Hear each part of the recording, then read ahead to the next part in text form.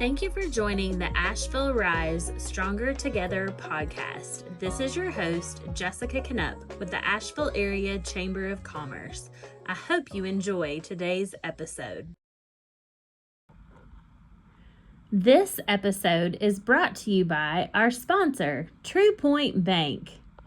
Today we are here with Brian Postelle from the North Carolina Arboretum. He is the Communications and Marketing Manager there, and we are thrilled to have you here today.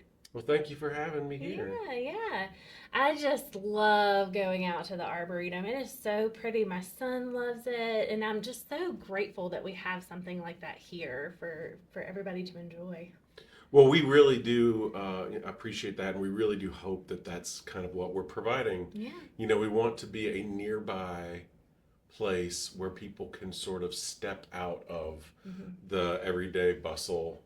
You know, we like to think of ourselves as Asheville's backyard. You can just come in and just break away from the day-to-day. You know, you can look up from your phone and your laptops and kind of enjoy the trees. Yeah. Well, and you guys have so many different things to do out there, but then also like exhibits that come in, and it really like keeps you coming back. And I love that. We try and keep all year round, we try and keep a lot of different features happening.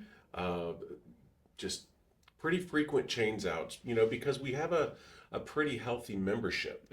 And so, you know, these are folks that come back over and over, week to week, some day to day. Yeah. And, you know, we do like to be able to have things that, you know, are different for them too. But we do events year round. We have our gallery that's in the upstairs of our Baker Visitor Center. That's a place for different art exhibits and things like that. Nice. We have an exhibit coming up this winter. That's a photography exhibit about wolves. Oh. I anticipate that's probably going to be a pretty popular exhibit because who doesn't love wolves? I know. But, you know, with our trails and our gardens, there's a lot for people to go explore and find, and just really, you could enjoy a whole day out there. Yeah. And how you mentioned memberships, but like I know like to get in it's by car or like just so everybody understands like when you get out there what the expectation is. Sure. So we have a parking fee, which is a $25 per vehicle fee. So that $25 covers everyone in your car.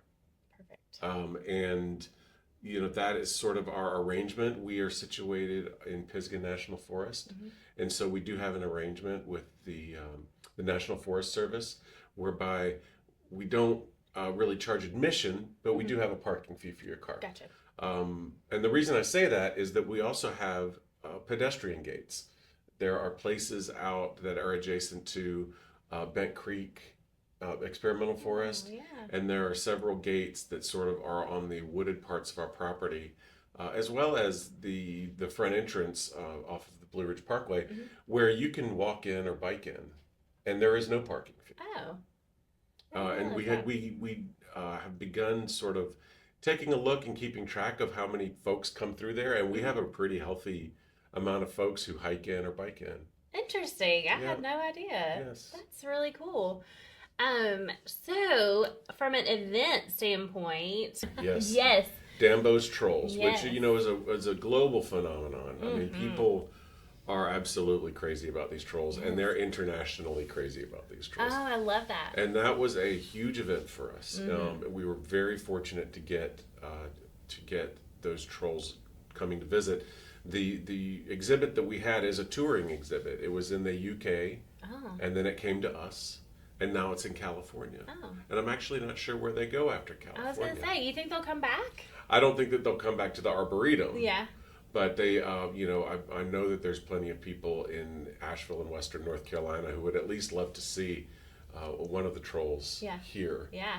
A permanent spot. Right. But we just considered it a really great opportunity for us to be able to host them. And, you know, we did that over the course of the winter where we had 12 trolls. 6 of them were in our gardens and 6 of them were on our trails. And then the ones that were in our gardens also overlapped with our annual Winter Lights show, which So they have like... which is coming up on its 12th year. Wow. Yeah. Gosh, that seems... So, yes, those were so cool. When you are looking at things coming ahead, what is any insider tips that you can give us or tell us what's happening? For sure. So one of the events that we started doing last year was we started doing a Spring into the Arb series and a Fall for the Arb series.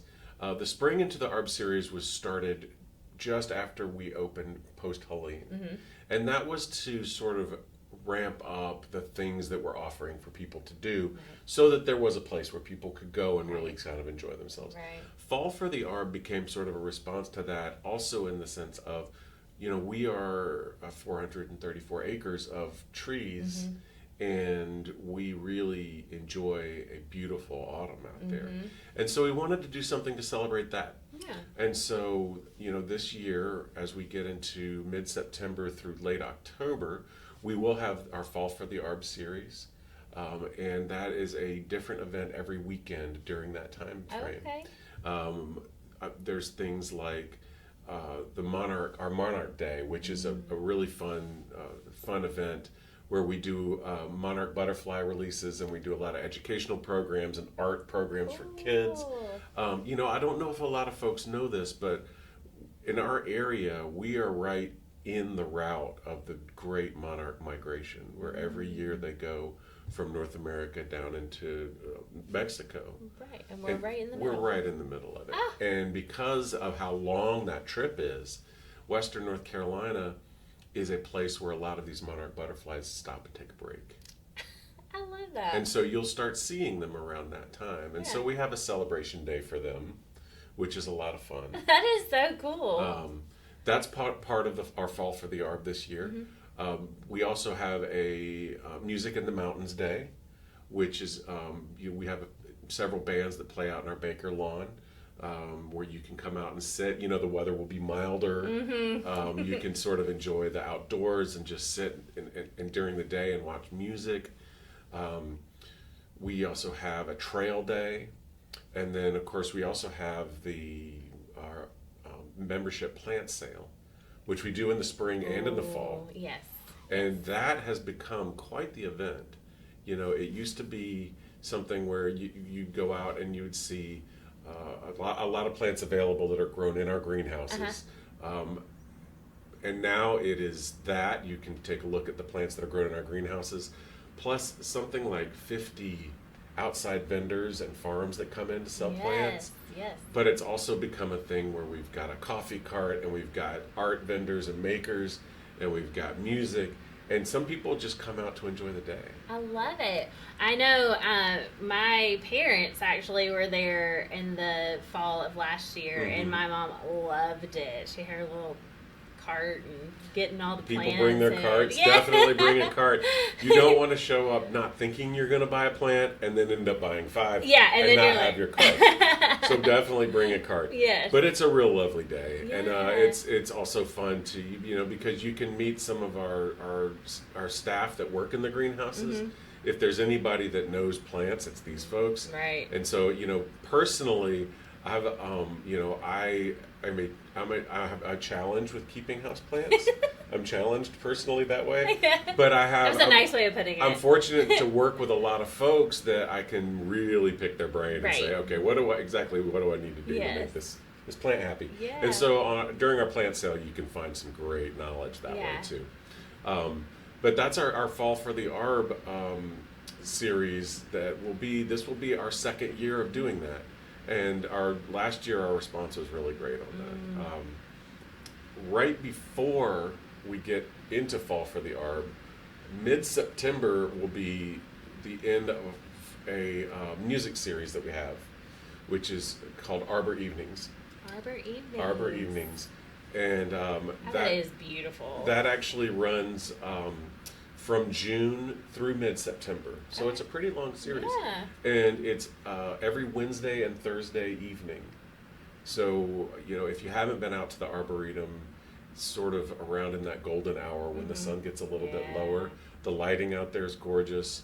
Going out into the Baker lawn and sitting and maybe enjoying a refreshment from the cabin, the cabin right there, and watching some local music. And we have things, everything from jazz to Americana to Celtic. We have some Cajun music this year. Oh. And then we have some really inventive local musicians who are really doing sort of their own things that sort of are not as easy to categorize. Yeah. But it's really great music. And that goes through mid-September. Okay. Oh, that's really neat. And that's, you said Wednesday and Thursdays. Wednesdays and Thursdays. Okay. And that entire schedule is on our website at ncarboretum.org. What time do those usually start? Those are from 5:30 until 8:30. Nice. Oh, perfect. So it's a nice, you can get off work, and even if you can't get there by 5:30, you still got enough time. Yeah. Oh, man. I love that. Is there any anything going on, maybe in between, but I would love to talk about the lights too, winter lights. Sure. Well, winter lights, like I said, we're coming into our 12th year. It is this is our biggest event of the year. It's a lot of work goes into it. When do you guys start putting the lights? Or some of them still up? No, we don't leave any of the lights up. I meant like preparing it, not like the actual start. Right. We don't leave any of the lights up, but our crews work very hard, and I'm pretty sure last year around August they were beginning to put up lights. I was gonna say, you have to start way in advance. There's so many, and it's usually like from the entrance on.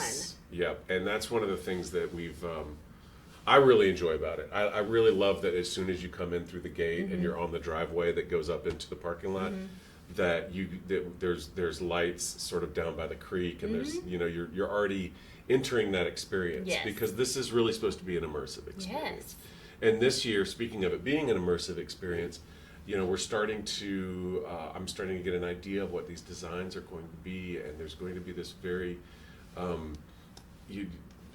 the immersion into the ecosystems kind of thing. There's going to be an area where it looks like you're underwater and you're kind of under the plants and things like this. And there's going to be a place where you're surrounded by these dragonflies that are all lit up, and it's going to be a really beautiful show this year. I love that you get out and you can walk through, and just it's such a also peaceful experience to be with your family or whoever you're with, it's not. I love that you get out and experience it, and not just sit in your car and drive through. I mean, I love the entrance. Obviously, you gotta. I mean, I don't want to walk that entrance personally, but I love that it starts there. But I love when you get out of the car and to see all the kids and just really get into it, and the train and all the things. So I think that there's several different ways that people enjoy winter lights. There's some people that come through and they just want to see the show. We usually tell people, at minimum, plan for an hour if what you're planning on doing is just seeing the show. But, we have our cafe open. We have 2 hot chocolate stations going on. Very good hot chocolate. Yes, and there's bonfires you can sit around. There's the trains. There's music every night, and so some people decide to take a whole evening out of it and just make it. Just stay the whole time. Yes. We last year began a really great partnership with Biltmore Park Town Square to run a trolley. Really? So that you could, instead of driving into the show, you could ride the trolley in. Nice. And that's a really neat addition. That's cool. So Winter Lights, the dates this year are going to be November 13th through January 3rd. Okay. And that's nightly. Yeah. That's every night. Every night. And when is there a certain time of day that it switches over to, or if people are, because I know sometimes it does get a little crowded as people are coming in sometimes, what is a good time frame to shoot for that? Well, it runs every night from 6 till 10. Yeah, okay. And we sell tickets on a timed entry basis. Oh, gotcha, okay. So, you can buy your ticket for 6, 7, 8, 9. Okay. Right? Okay. And then it closes at 10. And so you show up when you show up at the time that your ticket is timed for. Mm-hmm. But once you're in, you can stay. Yeah. And so some people do like to come on in early. A lot of our families like to get those first round tickets. Yeah. A lot of our folks that are just out on a date or out there with their friends, sometimes they come for the later segments because they can, once you get into that 8 o'clock, 9 o'clock hour, you start having the lights a little bit more to yourself. Mm-hmm, you do. The kids are tired. Yeah. The parents are tired. Yeah, so you can really sort of customize your experience that way, Do you recommend, if you don't have a ticket like that you purchased ahead of time, can you just come, or do you need to get a ticket before you get there? We recommend tickets ahead of time because the show does sell out. Right. However, we do allow availability of buying tickets at the gate. Okay. There's a little add-on to the ticket price if you don't buy online in advance. Sometimes we don't know what dates are going to sell out though. Mm-hmm. We also sell these tickets in a different pricing system based on dates. Okay. So this is something that we started doing basically to customize the ticket prices based on what we saw as far as traffic goes. Right. Our high demand nights or a little higher price ticket. Mm-hmm. Those are the ones that are really close to Christmas. Sure. Really close to Thanksgiving and the weekend after Thanksgiving.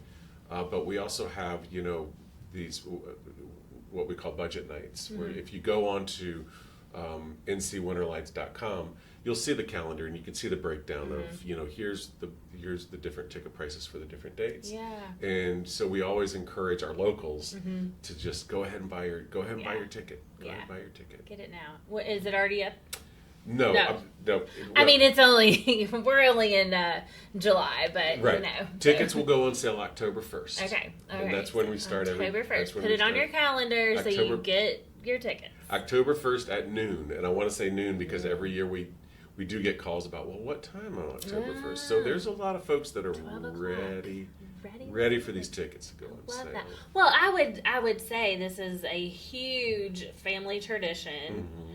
And, I know my son is always like, when are we going to see the lights? When are we going to see the lights? And so we, this is an experience for these families to have. And maybe they, especially during those like Thanksgiving and Christmas time when more family are in town. Mm-hmm. But it's such a cool experience to have. And like I said earlier, I'm so grateful that we have the Arboretum here. And when you're on Brevard Road and then all of a sudden you turn off and it's just so peaceful and lovely, and you've probably sat in traffic for a little bit and you're ready to just have that peace. If you're out on a shopping spree, if you're down at the outlets or you're hitting up some of the shops on Brevard Road, it's a really, you can come in and you can spend, a quick half hour just to sort of be quiet for a moment, or you can just decide you're going to spend the day. I bring my mountain bike with me to work sometimes, and just when I get off work, I can go mountain biking because there's plenty of people who use our trails for biking, dog walking, trail running. Yeah, there's all sorts of things. Yeah, I love it. Well, is there anything else that you would like to share about things going on at the Arboretum? Well, sure. I just think to check out our website at ncarboretum.org. Okay. You will see a whole lot about what is going on, and that is like I said, pretty much since we put Fall for the Arb in place to sort of bridge between summer and winter lights, there is something going on every week. I do also want to check out our education offerings. Because we have education programs not just for kids but for adults too. And there's things like plant identifications and trail walks and all sorts of good stuff in there. There's all sorts of ways that you can come out and enjoy it. And I'm sure it has this listed on the events calendar. Do all of these, do you need to pre-register, or it would identify on there what you need to do? On the classes? Yeah. Yes, some of the classes you do need to register in advance. Okay. Do you need to register because they do book. Sure. They book out. I'm sure they do. But they are listed out pretty well in advance. And so there's going to be something in there that's probably interesting.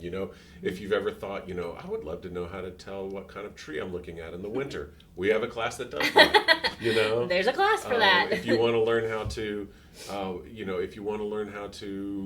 do bonsai trees, that's another thing that there's classes for it. Gosh, that's so cool that all of that is, it's just right here in our backyard. That's right. We have a lot of experts that are full of knowledge, and they're ready to share it. I love that. Okay, so social media, website, just one more time, really quick, if people want to. You can find us on Facebook, and you can find us at Instagram. Okay. Our website is ncarboretum.org. Okay. And there's, like I said, we're always updating the information on there. Okay, perfect. And then for Winter Lights, that is a separate website? You can find it, you will be able to find it through our website. Okay. But also ncwinterlights.com is the main page for that. Okay. But again, if you go to ncarboretum.org, we'll definitely show you the way to get to Winter Lights. Yes, and that'll be October 1st at 12 o'clock. Is when tickets go on sale. That's right. So be ready. Yep, we're very excited for it this year. Oh, that's so great. Well, Brian, thank you so much for being here with us today. We appreciate your partnership with the Chamber. I know you guys helped us. This was a couple years ago for our 125th anniversary. We had some lights out that you guys helped us with. So we appreciate the partnership, and I really appreciate you being here today. Well, thank you so much for having me. Yeah. If you've enjoyed today's episode, like, comment, and subscribe. To learn more about joining the Asheville Chamber, scan the QR code on your screen or visit ashevillechamber.org. Until next time.